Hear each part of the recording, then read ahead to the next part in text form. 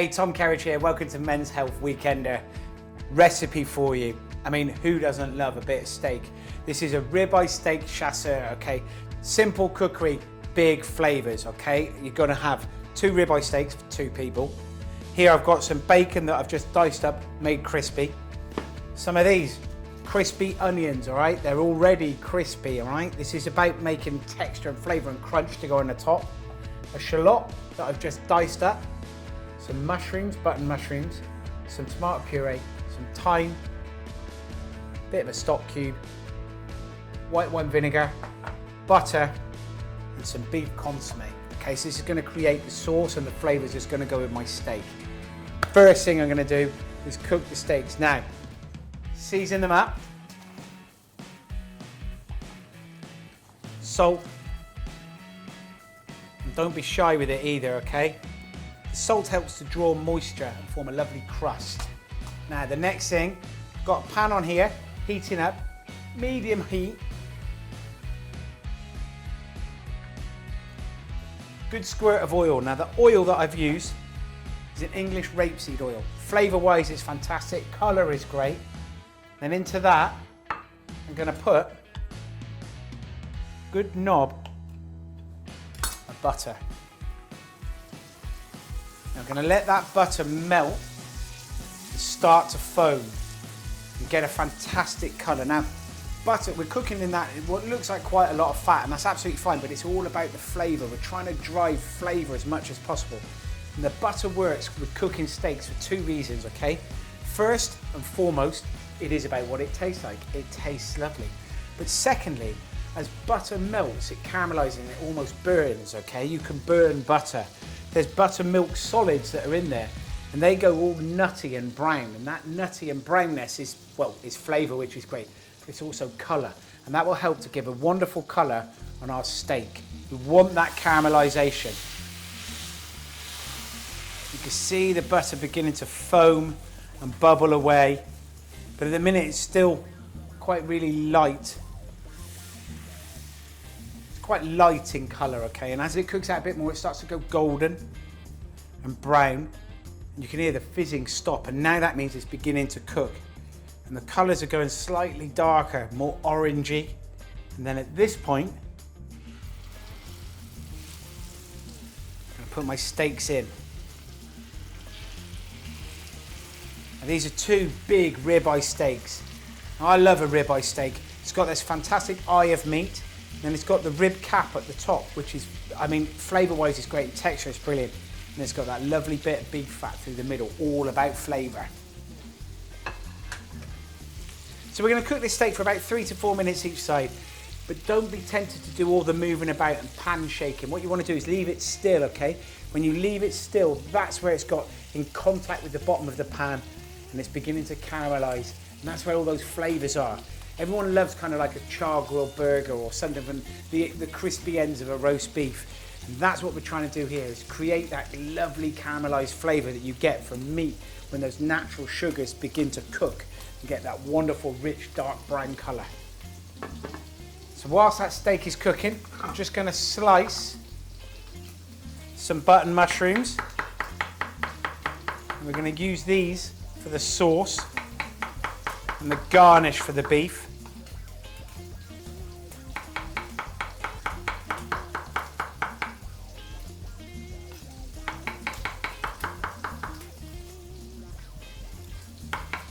You can smell the flavours coming from that beef now. It's beginning to come out that lovely kind of roast beefy, steaky flavour. And you can see the pan, the butter's going brown. And that is beginning to be transferred onto that steak. It's going to need to cook it just a little bit longer. The lovely flavours that are coming from that pan. The beef fat is beginning to render into that pan and the butter is cooking and caramelising. Just leave it still, okay? Don't move it around. The more you move it around, the more steam it creates, the less chance you've got of it caramelising, okay? So just be quite happy, letting it get on doing its own thing.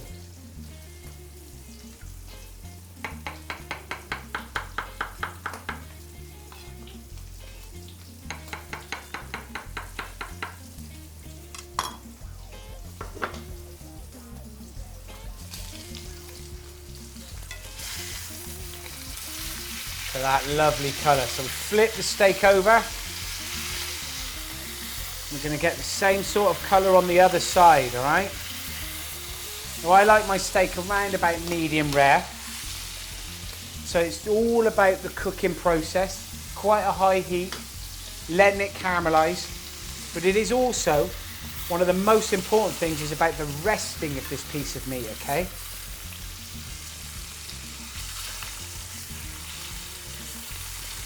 Don't be shy of basting the top of it. Those lovely cooking juices that you get.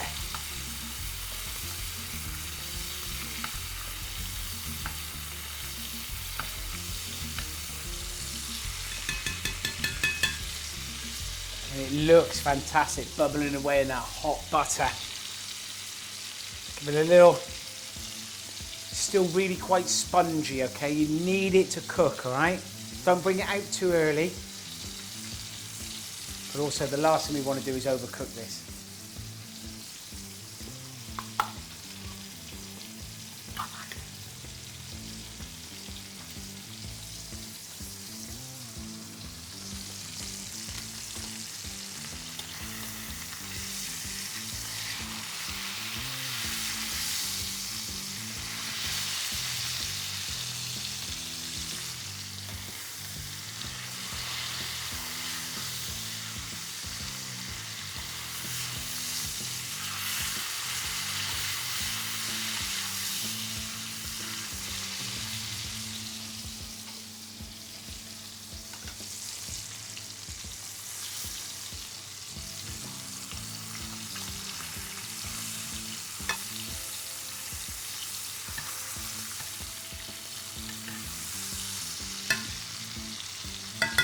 Okay, the beef started around about 3 to 4 minutes on both sides, and now I'm just going to take it out of the pan and leave it to rest. Okay, now this is probably the most important part of that cooking process. Okay, leaving that beef to relax, chill out. Okay, and just a little bit of this flavoured butter, beef fat, and flavouring goes over the top, but leave some in the pan because you're now going to add the chopped shallot.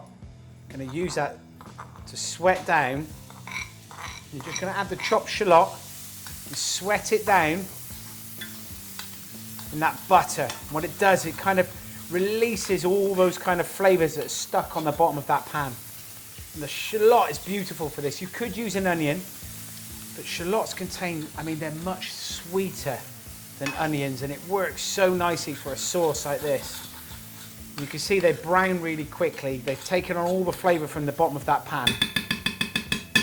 And to that, I'm going to add 1 tablespoon tomato puree.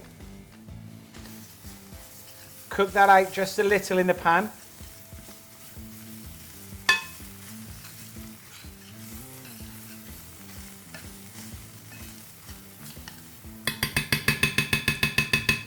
And then to that, I want to add a splash of white wine vinegar. Now this is really important. It kind of mixes with the richness of that tomato. And we're going to reduce it down.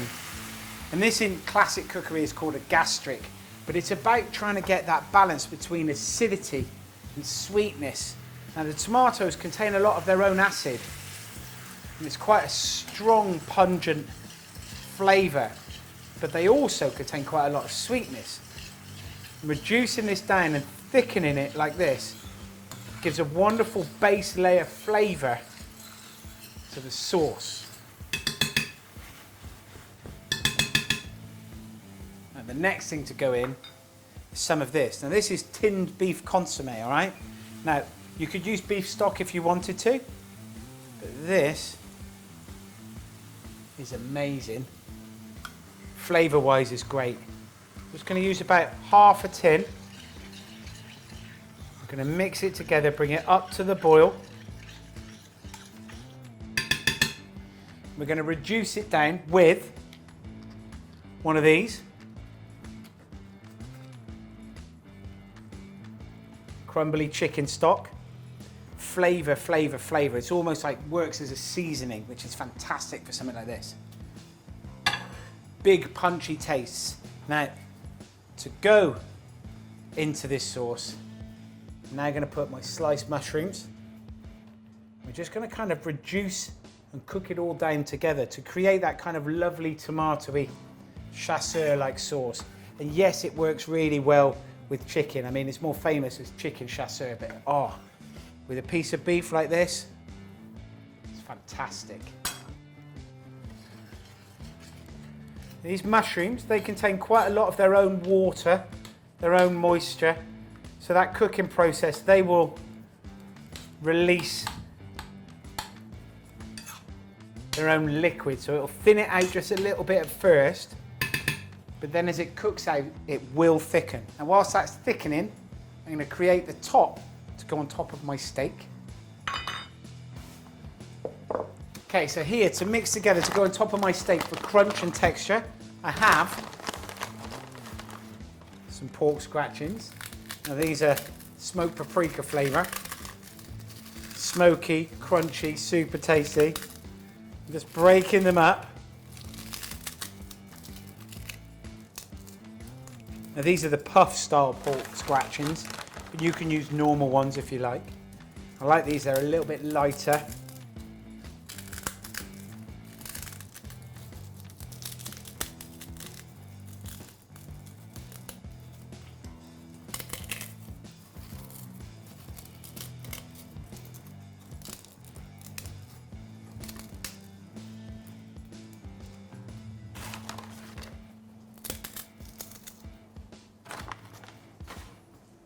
And then to them, some of these fantastic crispy onions. And then here, I've got some fried off crispy bacon lardons. They've just been drained on a bit of paper to get rid of any excess fat. And then into that, some thyme leaves.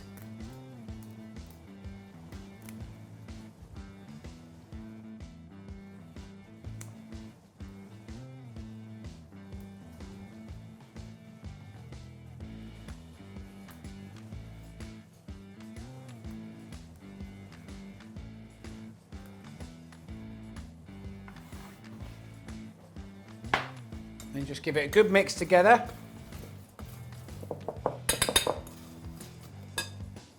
And that's ready to go. The sauce, look, it's reduced down, it's thickening, it's lovely. The mushrooms are cooked out.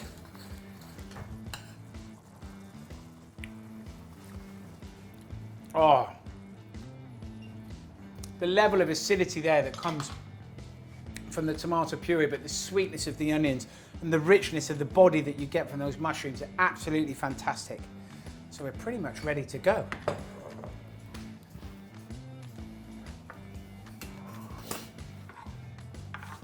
So we get our steak beautifully cooked, we're hoping. Okay, so the steak, I'm going to slice.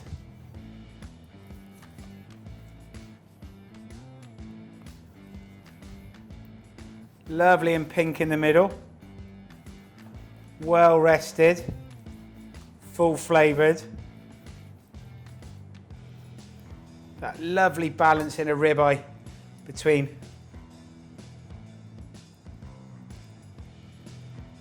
meat and fat and flavour. Then spoon on some of this gorgeous tomatoey and mushroom chasseur sauce.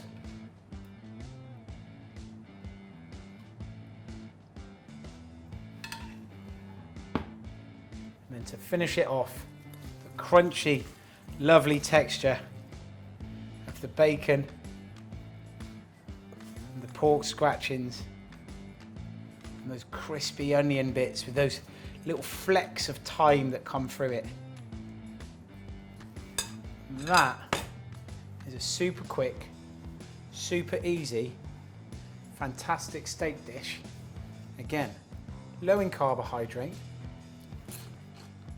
high in flavour, and pretty easy to do.